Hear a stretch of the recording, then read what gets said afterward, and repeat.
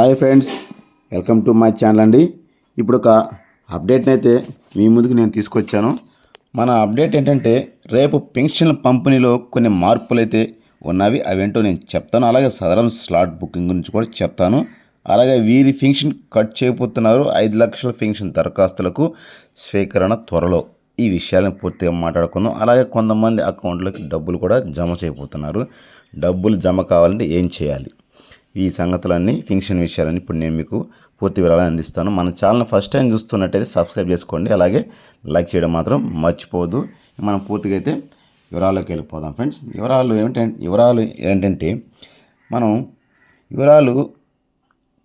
ప్రతి పెన్షన్లో రేపు ఇచ్చే పెన్షన్లో ప్రతి ఒక్కరికి మార్పులు ఏముందంటే ఉదయాన్నే 7 గంటలకి పెన్షను లాస్ట్ మంత్ నుంచి అంటే మార్చి నుంచి స్టార్ట్ చేయడం జరిగింది. తర్వాత ప్రతి పెన్షన్ ఇచ్చేటప్పుడు వాళ్ళకి ఆడియో ఒక మన సీఎం చంద్రబాబు నాయుడు వాయిస్తో ఉండే ఆడియోని ఒకటి వినిపించి తర్వాత వాళ్ళకి పెన్షన్ ఇవ్వాలనేసి చంద్రబాబు నాయుడు గారు చెప్పడం జరిగింది. తర్వాత ఈ బయోమెట్రిక్ సమస్య చాలామందికి ఉన్నందువల్ల దాంట్లో కూడా మార్పులు అనేది చేశారు. బయోమెట్రిక్ సమస్య ఉన్నది, గత బయోమెట్రిక్లు సరిగా పనిచేయకపోవడం, అలాగే ఆధార్ సాఫ్ట్వేర్లు మార్చడం, ఈ రెండు జరిగినందువల్ల కొత్త బయోమెట్రిక్లు L1 అనే కొత్త బయోమెట్రిక్ తీసుకొచ్చి, అంటే ఎవరికి కొంతమందికి ఏళ్ళు ఎరిగిపోయిన వయోవృద్ధులకి ఏళ్ళు ఎరిగిపోయిన సందర్భంలో కొన్ని సరిగా పడకపోవడం వల్ల ఇబ్బందులు పడుతున్నాయి. దానివల్ల ఈ L1 అనే బయోమెట్రిక్ త్వరగా బాగా పనిచేస్తుందనేసి మన ప్రభుత్వ నిపుణులు చెప్తున్నారు. కాబట్టి అదొక మార్పు కూడా మనం అనుకోవచ్చు. తర్వాత మనం ఇంకొకటి ఏంటంటే సదరం స్లాట్ బుకింగ్స్ కూడా మనం దాని గురించి మాట్లాడుకుందాం. మార్పులు ఏంటంటే ఈరోజు సెలవు అందువల్ల నిన్న సెలవు అందువల్ల బ్యాంకులు డబ్బులు శనివారం రోజే డ్రా చేసుకొని అధికారుల దగ్గర పెట్టుకున్నారు. కాబట్టి ఏప్రిల్ 1వ తారీఖునైతే ఖచ్చితంగా పెన్షన్ పంపిణీ చేయడం జరుగుతుంది. ఇందులో మార్పులు అయితే ఏమీ లేదు. తర్వాత సదరం స్లాట్ బుకింగ్ గురించి మనం ఇప్పుడు మాట్లాడుకుందాం. సదరం స్లాట్ బుకింగ్ గురించి ఏంటంటే సదరం స్లాట్ బుకింగ్ ఒక్కరోజు మాత్రమే ఉండొచ్చు అనేసి చెప్తున్నారు.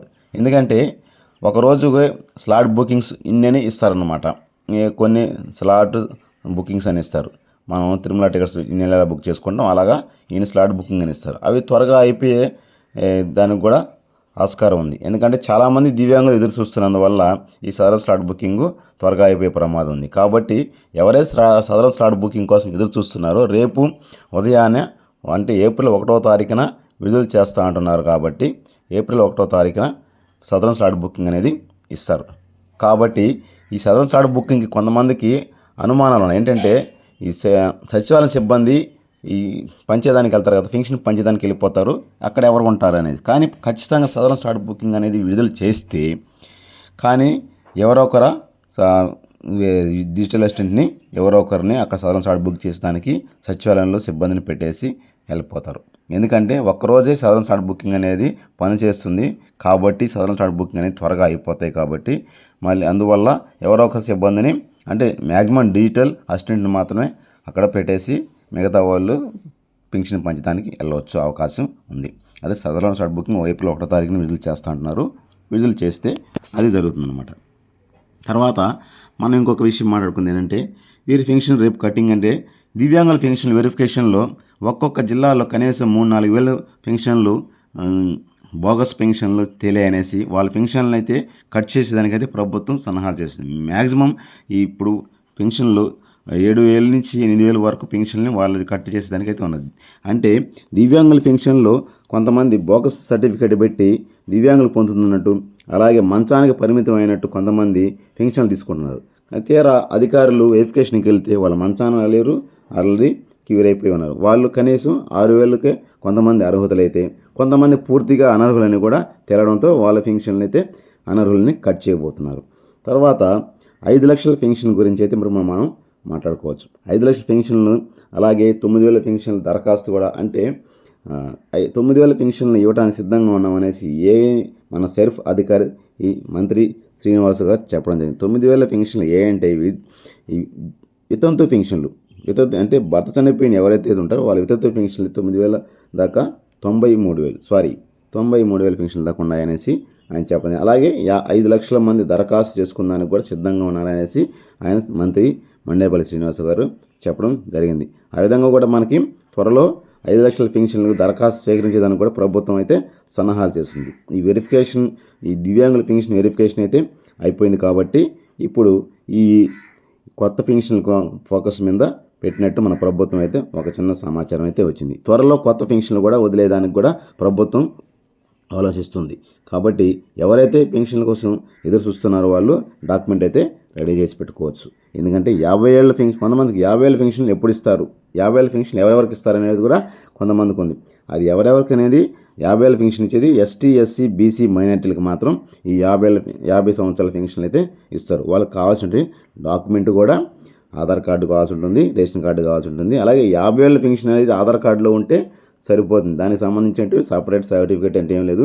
కానీ ఆధార్ కార్డులో డేట్ ఆఫ్ బర్త్ మార్చుకుంటే ఆధార్ హిస్టరీ తీస్తారు, దాని ద్వారా మాత్రమే చేస్తారు. ఆధార్ హిస్టరీ మీరు 6 నెలల ముందు, సంవత్సరం ముందు ఆధార్ కార్డులో డేట్ ఆఫ్ బర్త్ మార్చుకుంటే దానికి వాళ్ళు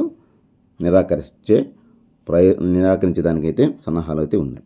కాబట్టి ఈ 50 ఏళ్ళ పెన్షన్ అనేది కూడా త్వరలోనే ఈ 5 లక్షల పెన్షన్లు వదిలే దాంట్లో కూడా 50 ఏళ్ళ పెన్షన్లు వదిలేదానికి ప్రభుత్వం కూడా సన్నాహాలు చేస్తున్నట్టు మండేపల్లి శ్రీనివాసరావు గారు మన సభాముఖంగా తెలియజేయడం జరిగింది. ఇది పెన్షన్లకు సంబంధించినటువంటి అప్డేట్. రేపిచ్చే పెన్షన్ల మార్పులు అనేది మనకైతే కొంచెం అయితే జరిగింది. కానీ పెన్షన్లు ఇచ్చేది ప్రతి ఇంటికి వెళ్ళి పెన్షన్ ఇవ్వాలనేసి ప్రభుత్వం చెప్పింది.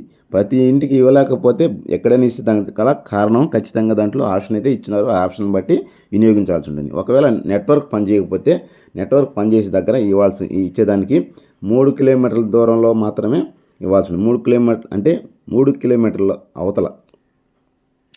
అవతల ఇవ్వకుంటే దానికి సంబంధించినటువంటి ఆప్షన్ ఎన్నుకొని చేయాల్సి ఉంటుంది అన్నమాట.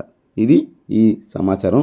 3 కిలోమీటర్లు 100 మీటర్ల అవతల ఇవ్వకపోతే ఇస్తే దానికి సంబంధించిన ఆప్షన్ పెట్టుకోవాల్సి ఉంటుంది. లేదా వేరే ఊరికి వెళ్ళి ఇస్తే దానికి సంబంధించిన ఆప్షన్ కూడా వచ్చున్నాయి కాబట్టి ఇబ్బంది లేదు. కానీ కొంతమందికి పెన్షన్ విద్యార్థుల అకౌంట్లోకి పెన్షన్లు అయితే వేయబోతున్నారు ఈ నెల. వాళ్ళు కొంతమందికి ఆ విద్యార్థుల అకౌంట్లోకి పెన్షన్లు అయితే ఇబ్బంది పడుతున్నారు. దివ్యాంగ విద్యార్థులు ఎక్కడైతే హాస్టల్లో చదువుకుంటున్నారో వాళ్ళు ప్రతి నెల వచ్చి తీసుకునేదానికి ఇబ్బంది పడుతున్న నేపథ్యంలో ప్రభుత్వం వాళ్ళ అకౌంట్లోకి అయితే వేయడానికైతే ఈ నెల నుంచి సంసిద్ధం చేసింది. కానీ వాళ్ళకి ఆధార్కి అకౌంట్కి ఫోన్ నెంబర్ లింక్ ఉంటే, ఎన్పిసి లింక్ ఉంటే మాత్రం అమౌంట్ జమ అవుతుంది. లేకపోతే అమౌంట్ హోల్డ్ ఉండడం జరుగుతుంది. ఇది మీరు దివ్యాంగుల విద్యార్థులు ఎవరైతే ఉన్నారో దాన్ని కొంచెం చూసుకోవాల్సిందిగా ప్రభుత్వం కూడా చెప్తుంది ఫ్రెండ్స్. ఇది ఫ్రెండ్స్ నేను చెప్పండి ఈ పెన్షన్ల పంపిణీ విషయంలో మార్పులు. అలాగే సదరన్ స్లాట్ బుకింగ్ ఒక రోజులోనే పూర్తి అయిపోతుంది. ఒక రోజులోనే సదరన్ స్లాట్లు అన్నీ బుక్ అయిపోతాయి. అలాగే వీరి పెన్షన్ ఎవరైతే అనర్హులు అనేది వెరిఫికేషన్ చేయలేదో వాళ్ళ పెన్షన్ కట్ చేయబోతున్నారు. 5 లక్షల పెన్షన్లు త్వరలో ఇస్తామనేసి మండేపల్లి శ్రీనివాస్ గారు చెప్పడం జరిగింది. ఒకవేళ కొత్త పెన్షన్ గురించి ఏదైనా అప్డేట్ ఇస్తే మీకు ఖచ్చితంగా నేను తెలియజేస్తాను ఫ్రెండ్స్. ఇది ఫ్రెండ్స్ నేను చెప్పిన సమాచారం. మీకు నచ్చినట్లయితే మన ఛానల్ని సబ్స్క్రైబ్ చేసుకోండి. ఇలాంటి గవర్నమెంట్ అప్డేట్స్ కోసం. అలాగే మన పెన్షన్ల గురించి అయినా సరే, రేషన్ కార్డు గురించి అయినా సరే, ఏ పథకానికి గురించి అయినా మన ఛానల్ని సబ్స్క్రైబ్ చేసుకోండి. మీకు ఎప్పటికప్పుడు నేను తెలియజేస్తాను ఫ్రెండ్స్. జై హింద్ ఫ్రెండ్స్.